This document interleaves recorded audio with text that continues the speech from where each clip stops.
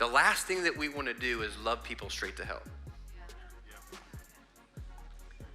At some point, you've got to get past this, well, I'm just building a friendship and rapport. I've got to link to the gospel. Hey, you've talked a lot about how you've really been hurting. Life is full of pain. But the reality is we aren't designed for this life. We're designed for an eternity with God the Father. And the way we get to God the Father is through his son, Jesus. Man, have you ever heard of that message? And all of a sudden, you've got to link it to the truth of the gospel. I go from good to God to gospel conversations. And depending on the amount of time you have, you begin this progression. Our aim to reach 1% of the greater Woodlands areas over the next 5 years. That's over the long haul.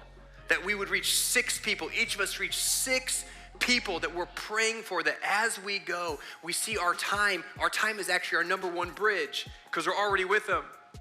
And then all of a sudden, these fears of how they're going to respond, we're not worried about if they're going to respond negatively. We're praying that they're going to respond for the gospel. But either way, we're just going to be faithful in our proclaiming. And then there's differences, but we begin to work through our differences and say, man, there's so much more that we have alike. And the reality is that they need to know Jesus. And Paul's motivating factor is found in verse 19. He says, for though I am free, I have made myself a what? A slave or servant. Circle that word. All that I may win more of them.